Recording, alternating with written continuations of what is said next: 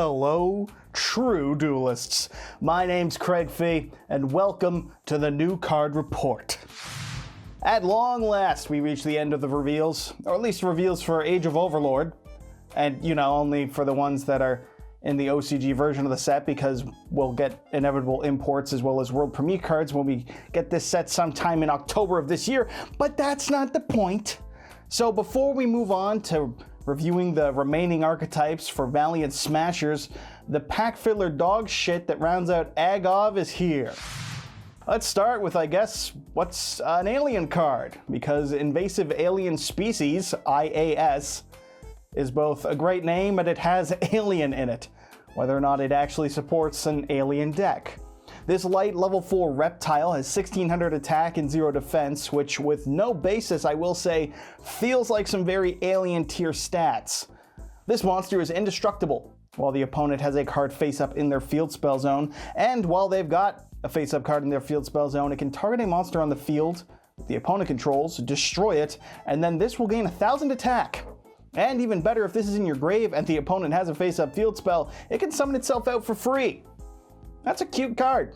It's not like good, great, amazing, phenomenal all the time always, but it is a very solid tech. It's like the anti-Kashtira card, someone said, because Kashtira will let you use your graveyard, of course. Throw it in a deck that plays Snake Rain and play against anyone with a field spell, and you've got a very, very solid card on your hands. Will it break the game? Not even remotely.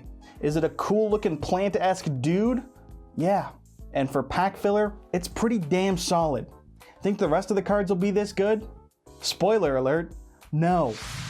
Uyatsu Tsumahuhime. Yep. I'm one taking all these. I don't give a shit. That's not how I say it, but it doesn't matter because it's a level 4 light plant with 1600 attack, 200 defense, and its effect just makes you go, sure.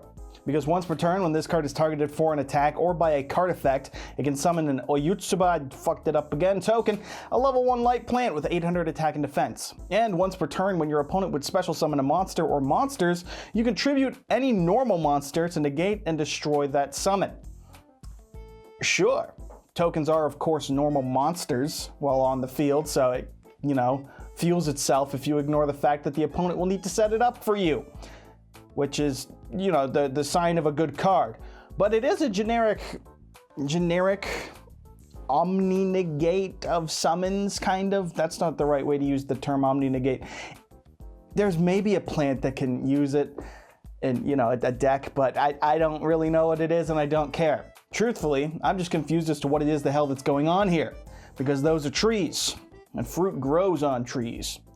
So what does exactly that imply about what it is they're eating? Mind you, I think it'd probably be even weirder if it showed them eating meat, wouldn't it? Either way, I hate it. Tyhe is a new level 4 Earth Fairy with 0 attack and defense that, while in your hand, can target a face-up monster in any main monster zone that activated its effect this turn, and it will destroy it and then summon itself to that zone that the destroyed monster was in. What if, hear me out, what if you played a Kaiju that could be negated? You'd be playing this piece of shit. What if your Kaiju was a spin on the moon from Majora's Mask? It's round and it has a face. So I'm taking it. That's a hell of a reach, but I've seen a lot farther reaches in regards to things, and also I've been playing Majora's Mask, so I don't care. I'm bringing up the game.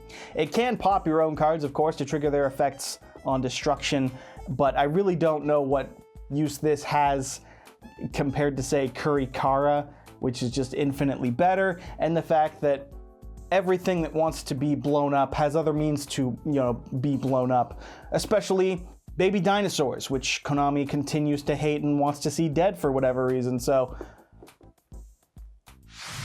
Ori Ori no Kamigami is probably the whitest way I could have said that. And I've said it, so it's a level 1 Dark Fairy with 100 attack and no defense. This origami Legend of Zelda looking fuck can once per turn toss a coin until you get tails, and if you do, you'll be able to draw a card for every 2 heads you got. Sure. And each time either player tosses a coin, this card's attack will double a number of times equal to the number of heads that were achieved. What a goofy card. It's statistically improbable, but still possible, to not only draw out your entire deck, but also never get tails. You could die playing this card in a more, not stupid and absurdly, it may as well be impossible tier sequence of events. If you were to get 5 heads, this gets to like 3,200 attack, right? Exponential growth. 2 more heads after that, 12,000. So it's not good, but it's better than being good. It's funny. Personally, I just can't wait to see this card ruin someone's day on Master Duel, because that's about as good as it's gonna get, is one janky duel on Master Duel.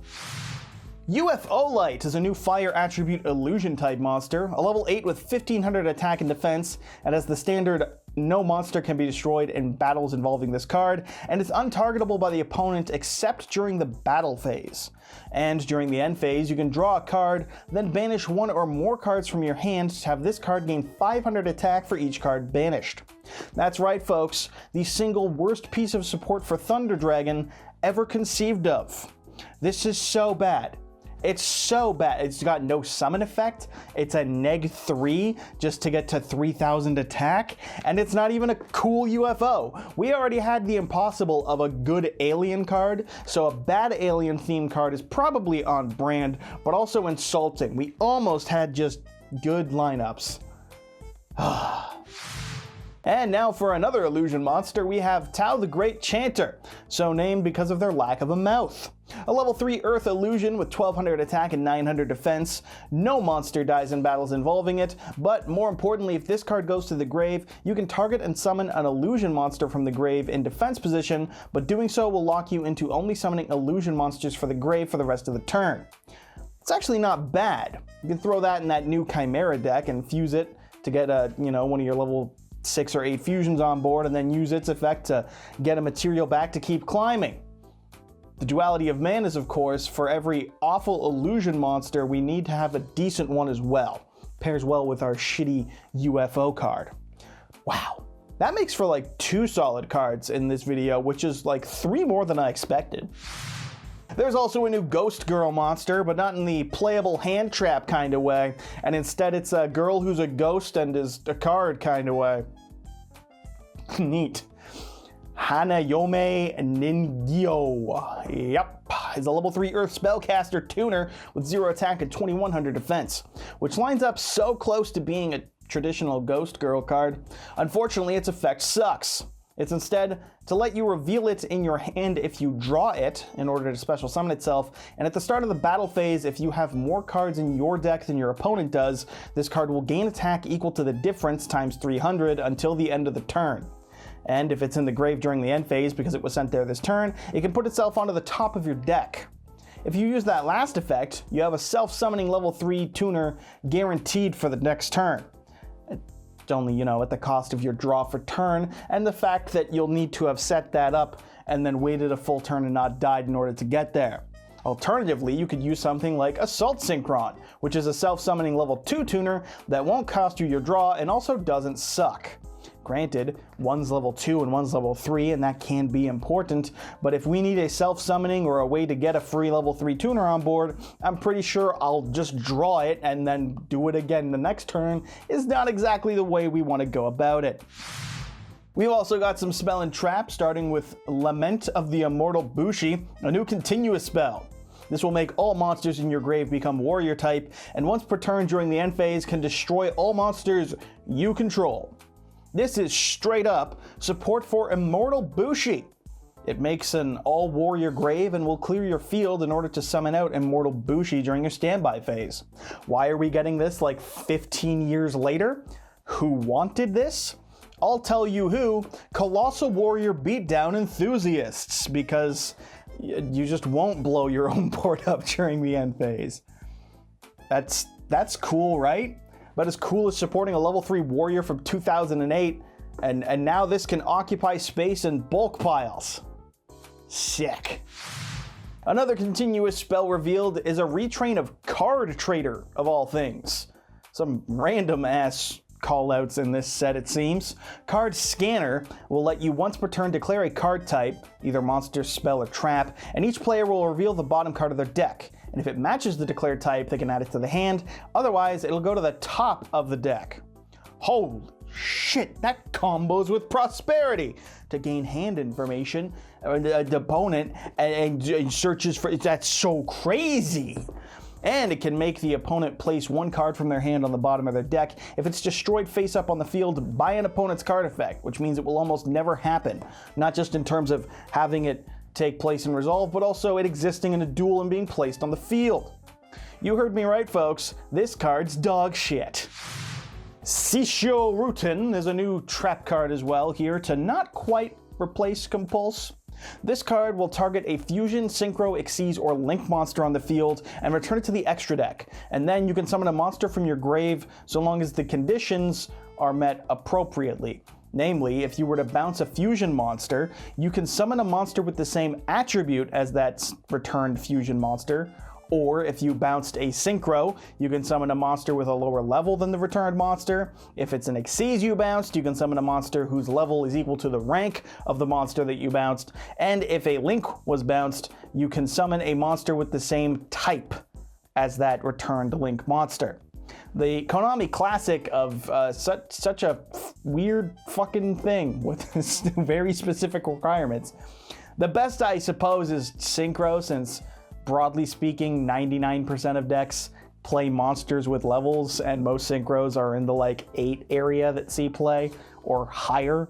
So you probably have like a level 4 or lower that you can revive as well. But even then, let's be real, while this is technically better than Compulse, allowing you to get a bounce, it does require one of those 4 monsters, and it has a once per turn. And by one of those 4, I mean Fusion, Synchro, Xyz, or Link. You can't bounce attribute summon monster to get around domain lock or something, for as common as that play is. I'm just saying there's restrictions here. That being said, it's a million times better than Compulse because there's a dragon on the art. Let's go. Fucking dragons. We love card games. Sick.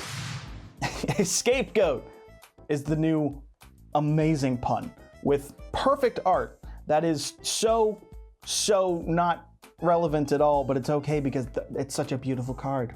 This continuous trap can summon an escaped sheep token, which is identical stat-wise to a sheep token, if the opponent uses a card or effect that targets a non-token monster you control, and if a non-token monster you control will be destroyed by battle, you can instead destroy any one token you control instead. It can turn any of your monsters into the most Walmart-style brand version of a Mecha Phantom Beast. Worse than Mecha Phantom Beasts, mind you, since the token will always die, whereas the Mecha Phantom Beast just can't die if there is a token, but damn if that's not great art. Blue one's getting out, orange one's gracefully lifting the lid. This is perfect. There's no need to trash on this. We all want to pull a copy of that one. And so that wraps it up for the last of Age of Overlord cards for the core set. So let's celebrate by selling out to our sponsor, the LIFD Magnetic Display. The best way to support my channel currently, and the True Duelist approved way to show off all your favorite cards. Like this. In the script I make a joke about how I haven't decided what cards will go in the display for this video. I try and keep it topical, and apparently I chose pack filler that's useless and is around. Get it? You can also display them. You shouldn't. You should put much better cards than the pack filler, but you can do whatever you want. And you can do it with a 15% discount by using my promo code YGOSTRATS, or you can have that discount apply automatically by clicking the link in the description of this video. Thanks to LIFD for the support as always, and thank you for watching. And so that wraps it up for this new card report, just covering some of the new cards in this one. The regular update will be out on Friday as usual. As always, I've been your host, Craig. Fee.